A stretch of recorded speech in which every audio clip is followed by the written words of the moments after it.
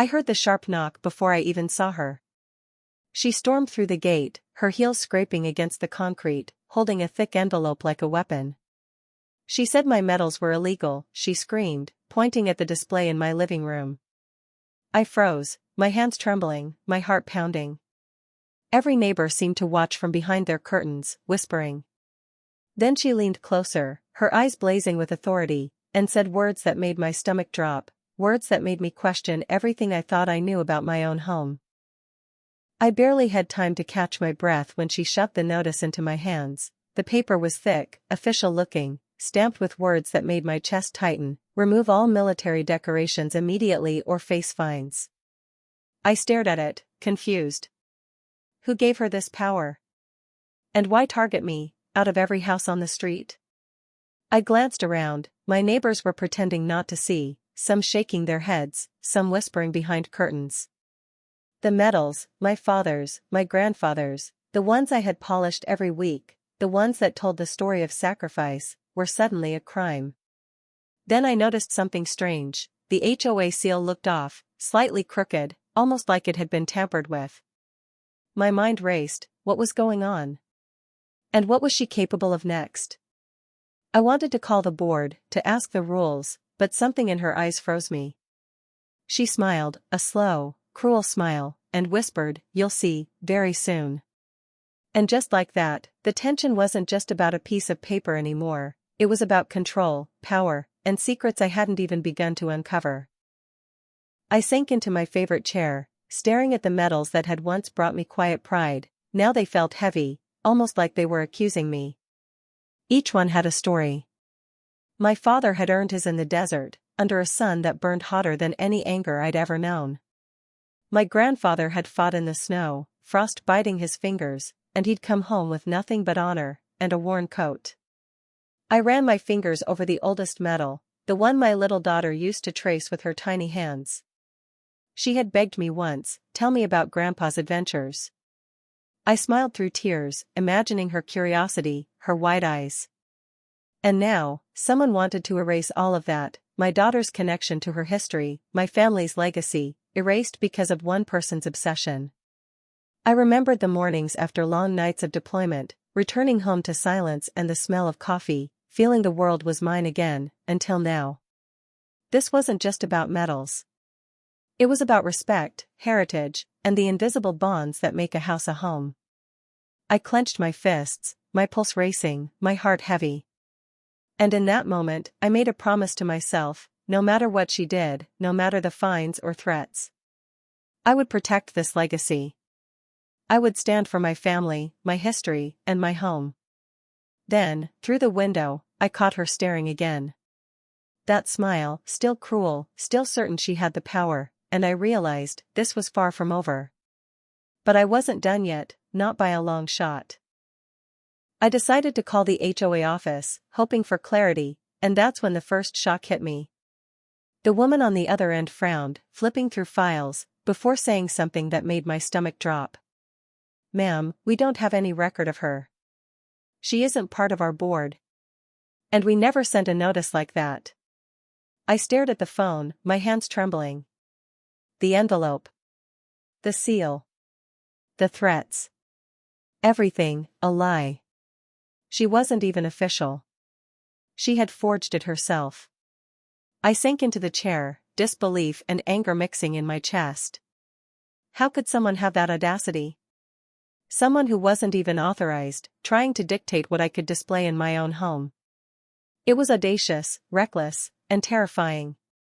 I thought about the community, about neighbors who had nodded silently while she walked by, letting fear spread like wildfire. Every step she took, every whisper, had been calculated, and I had been her target. Then I noticed something else, a small signature on the bottom of the notice. It was sloppy, almost childlike. But familiar. I squinted, and my heart skipped.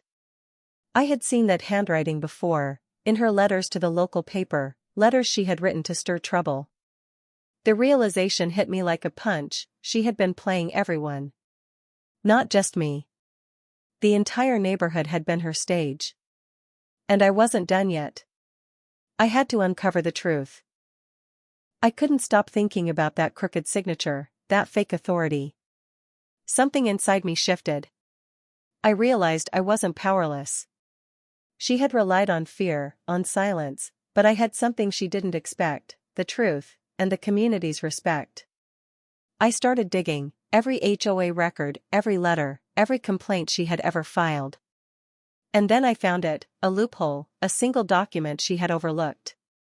Her forged notice could be challenged, legally, and not just challenged, exposed publicly.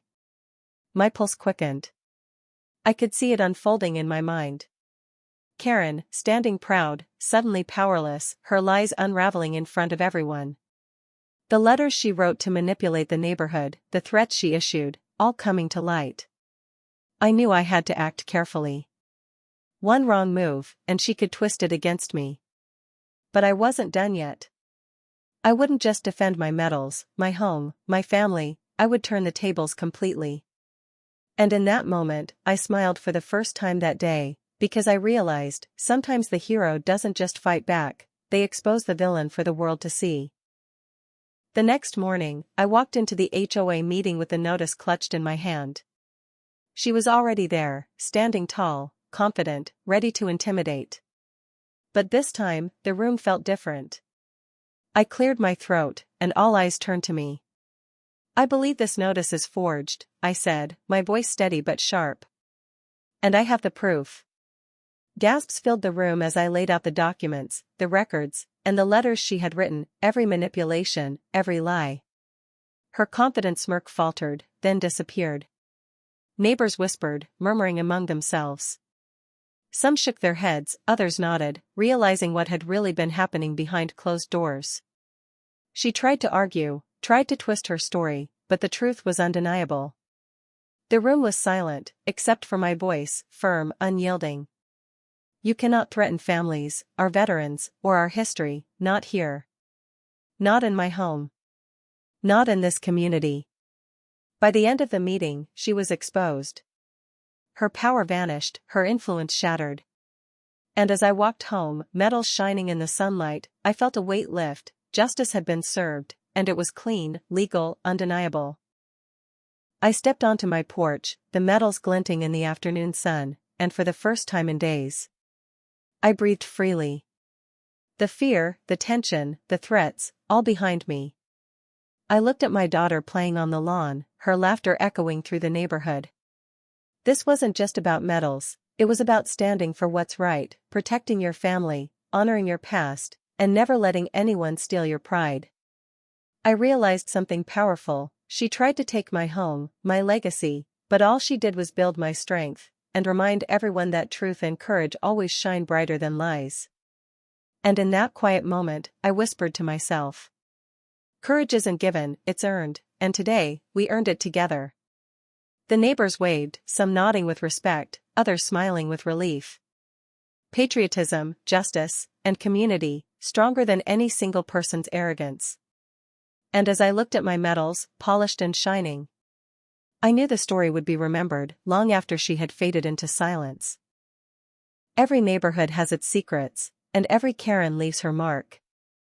If you love true HOA stories like this, make sure to watch more on our channel, and don't forget to subscribe for more real-life neighborhood drama.